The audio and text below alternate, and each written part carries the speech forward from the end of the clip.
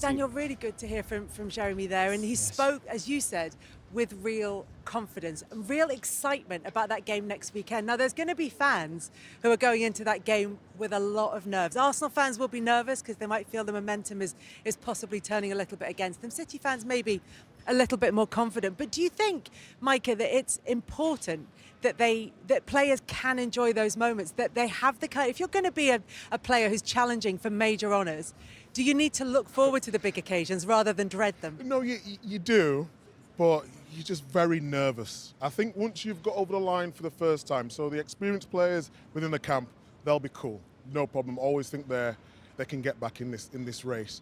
For the people you mentioned, like Gay, who's come here and thinking, come from Palace, he's done what he's done there, he's won the FA Cup, he's come to win silverware, he's scoring big goals, he's playing well.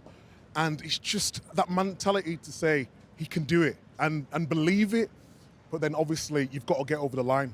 That's the difficult part. But in terms of the camp and the manager, the difference I see with a Man City, when you've got a manager who's won everything, and it was similar under Mancini when I was at City, he said, don't worry about the outside noise. You know how good you are as a player. You know what we need to do as a team. Now let's go and do it. And when we was going for that first Premier League, I actually didn't believe it. And I was nervous and I was thinking to myself, constantly questioning my ability and can I get over the line? And that's what Arsenal will be going through now. But this City camp, they have a different level of confidence. And that's why, as pundits, you keep saying it's not over till it's over, because Man City can come back in this race at any time because they've got the squad to do that. Well, it's what Jeremy said as well. The Premier League is so unpredictable that anything can happen on any given weekend. And you look at what Manchester City and Arsenal have got between now and the end of the season. 6 games left for Arsenal, 7 games left for Manchester City. And it's really difficult to look at them and say, well, that's really tough, or that's really straightforward, or that's one thing. Because at this stage of the season, it just depends on what teams are playing for. It depends on injuries. It depends on how they've been affected, how much the season has taken out of them. There are so many different factors involved. There are, and, there's going to be, there's difficult games in there for both teams. Everton away for City, Bournemouth away. But, all of them, to be honest, I know I'm mentioning those games, but every single one of those games is going to be difficult. I think the Man City and Newcastle games for Arsenal are going to be pivotal psychologically for them. They have to come through unscathed. If they don't, the belief in it's going to keep dwindling, and City's belief is only going up. We're talking about a team that have been there and done it so many times. And I think the first half performance would have been a bit concerning. Second half performance, now they're going into next week feeling themselves. I'm just thinking back to this season when you won the league title, and I'm thinking about that Manchester United game and the win against Manchester United as you were chasing them down, and the momentum felt like it changed in that match. I wonder if next weekend's game has that kind of feel to it, because even though there will still be a lot to do for both of those teams, Jeremy Doku's just told us he thinks that feels like a title decider. Yeah, and it probably will be. In terms of the race, it's difficult because you go through all the fixtures and think we're going to get points here, or we might drop points here. But ultimately, you've just got to do it. With us, I prefer chasing. And I've said that all season. I prefer chasing where the pressure's off. All the pressure was on Arsenal. At the time, we went ahead, and then Man United went ahead, and then we come back, obviously, very late. But I just preferred, as the underdog, to chase. I don't know how you feel. Yeah, but that's the thing, though. I think now, I don't know who's... No, there's no underdog between these two. Do you know what I mean? Psychologically. No, but in terms of points, Arsenal could have went 12 points clear. Right. Yet yesterday, they didn't. Now it's only 6 points. Man City got game in hand. Yeah. Now everything has changed psychologically. I'm different to you. You was one of those players who was very confident and believed and backed yourself in every moment. You won the Champions League, you won the Premier League, and you probably always believed it. Whereas for me, I didn't. I had to tell myself I was good enough. I would get there. And especially with all the investment that was going into Man City, constantly players being linked to my position, I just had to get it over the line. And I put too much pressure on myself, whereas you believed always that you would win one. Do you think that Arsenal's team then have that type of mentality, or do you think that they're in a grey zone where it's a bit of both? I think Arsenal are thinking the same way I'm thinking, because I've not done it before. Right. And they've got confident players, but we constantly say about Arsenal, who's going to stand up, who are the leaders in the team, and you look at Rice, and then Saka's been out, Ray has been absolutely fantastic, and you're looking at the dressing room. When I was at Man City, I had David Silva.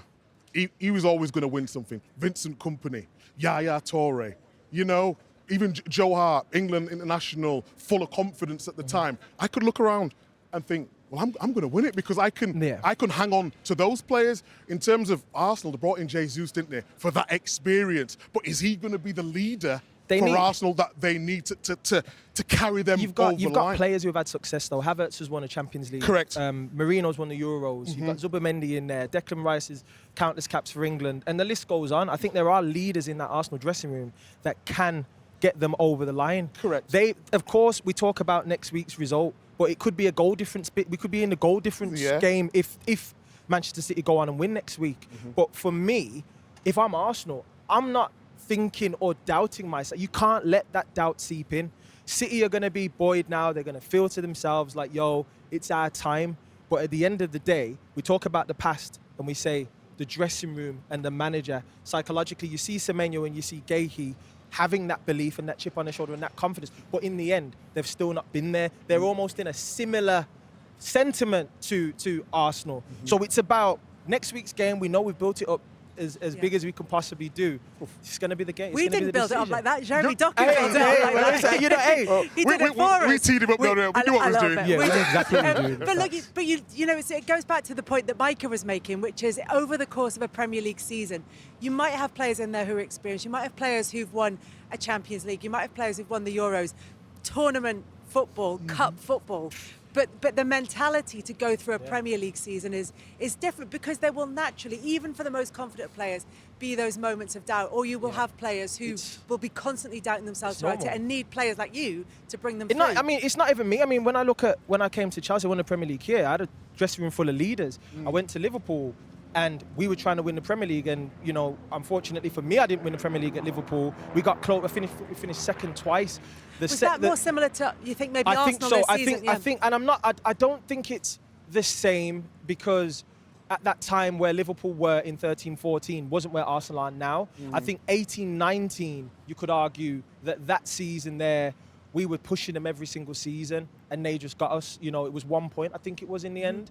And when you look at City, I think this team now have to have that belief. But when I look at Arsenal, I think to myself, you've experienced this before. There shouldn't be any naivety. I understand if this is the first rodeo, but this isn't the first rodeo of being like, the expectation, I think, from the outside is they should win it this year. Yeah. I don't think they've had that expectation before, where it's like, they've been in control. They've let it slip. They've been in control. We're still talking about a team that's 6 points ahead. Yeah, of course. You know what I mean? But I wanted to ask you, what about the League Cup final? Has that played any part in terms of the Arsenal mentality? They cannot have any form of inferiority complex or a feeling of this team is better than us. You have to erase it. There's no way, shape or form that they can be going into this game with any single bit of doubt. That was a one-off game. Then that's how you've got to look at it. Yes, this is a one-off game. It's a cup final in a sense, even though it's a Premier League game. And they've got to view it as such. Just like Doku had said, it's a title deciding game. Let's be real. City have to win. Arsenal don't have to win. They can get a draw and it's fine. No problem. So I tell you what, in the build-up to that game, we'll talk about whether that might be a help or a I mean, that's it though, right? I'm just saying, Kelly, that's what I'm trying to do. Manchester City, full of confidence at the moment.